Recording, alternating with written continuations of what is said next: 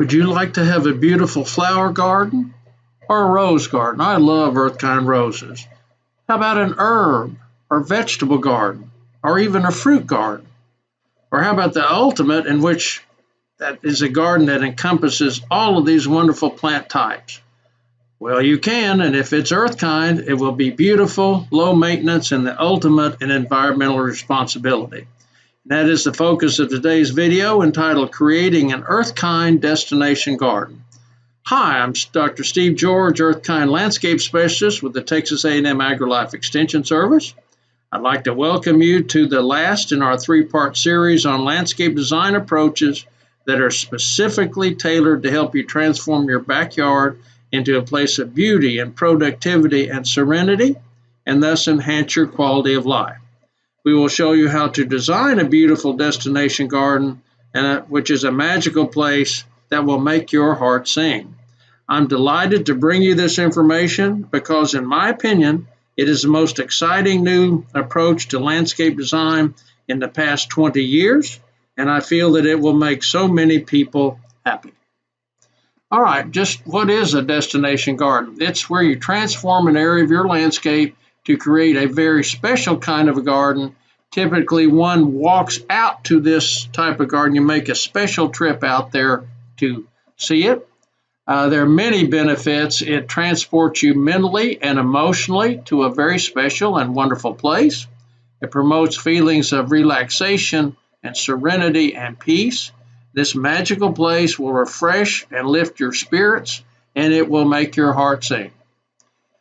It's very helpful if you can delineate this garden with attractive fencing, and passing through this fencing through a gate or an open passageway helps to create that feeling of being magically transported to a very different and wonderful place.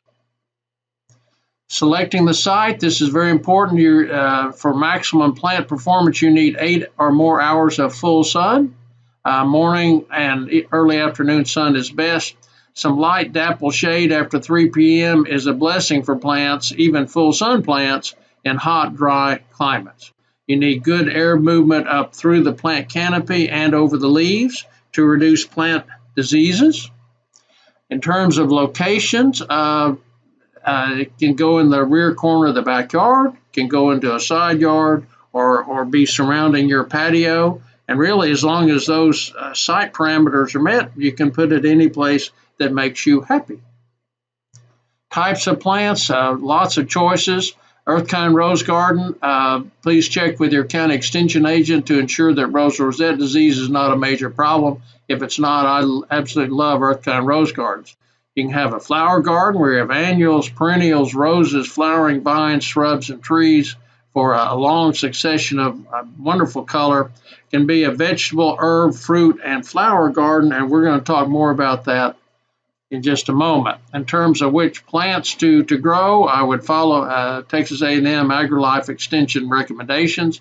I want to commend 3 of my great teammates for outstanding work they've done generating data, Earth Kind data, and the Earth Kind grape trials are under the leadership of Dr. Justin Shiner and Michael Cook. You see here a link to a video they've done where they share many of their latest results, and I will have that for you in the comment section as well. I also want to commend Dr. Tim Hartman, who provided the leadership in our Earth Kind herb trials, and I got to observe his trial site at Myers Park outside of McKinney for many years, and the herbs were doing beautifully. So Dr.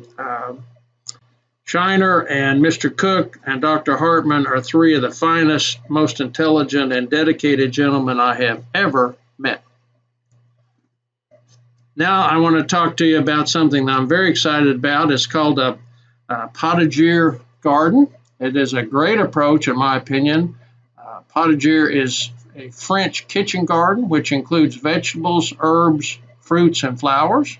It fits beautifully into our Earth Kind management approach. Once it's installed and mulched, it is very low maintenance, and this potager garden approach is, in my opinion, a great idea whose time has come in America. Louisa Jones has written a wonderful article for the Brooklyn Botanic Garden entitled how to create a potager, a French kitchen garden, and there's a link to her article, and that will be in the comments section as well. And now I'd like to show you a drawing which is going to be an overhead view of just one of the many ways that you can arrange your potager garden. And here's the overhead view of the potager garden, the truly outstanding Earthkind potager garden at Myers Park near McKinney, Texas. And this is the creation of the Collin County Master Gardeners. They were the ones that introduced me to the potager concept, and I am so grateful that they did. So they're a wonderful group of people. They've laid it out here in individual beds. Now this is just one approach. Please know that instead of straight lines, if you wish, you could always have beautiful sweeping curves. They don't have to be in straight lines. Here's the entrance, and they had built elevated wooden beds. The lower one was about 36 inches. The upper one was about 42 inches, and it's so helpful because you don't have to bend over to work with the plants. So they had annuals here. They had roses on this end. And what I love about this is we have so many wonderful different kinds of plants.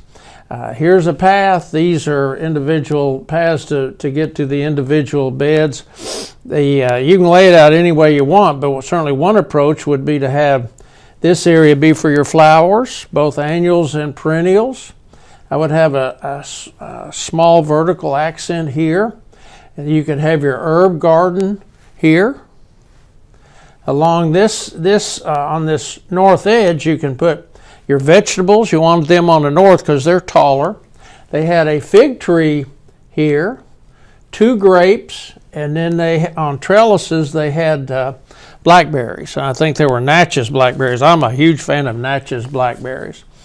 And what's so wonderful, they got all the weeds and grass out of here before they put this in.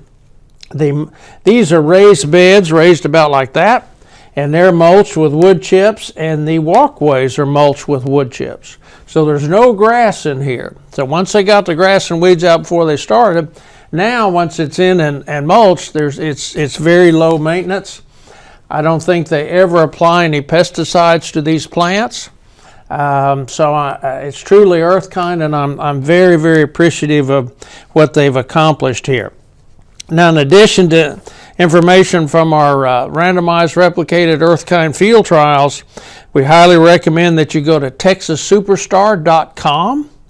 They have information on many great plants, including the Natchez. And at Texas Superstar, those selections are made by several of the brightest horticulturists in Texas. In closing, I think if you follow these suggestions, you can create a beautiful and productive Earthkind destination garden that will transport you mentally and emotionally to a magical place that will lift your spirits and make your heart sing. It always makes my heart sing to go here. Some upcoming videos in 2 weeks. On March the 9th, I will begin a 3-part series on the top 5 small, medium, and large trees. This should be lots of fun. I predict you'll see some old friends listed, but hopefully there'll be some new favorites that you may want to add to your landscape. Then on April the 29th, Kim Benton will be showing you beautiful examples of Earthkind destination gardens, and there'll be several different kinds, so she'll have lots of very colorful pictures for your enjoyment. So we appreciate you joining us for this landscape design series, and I certainly hope it's helpful to you.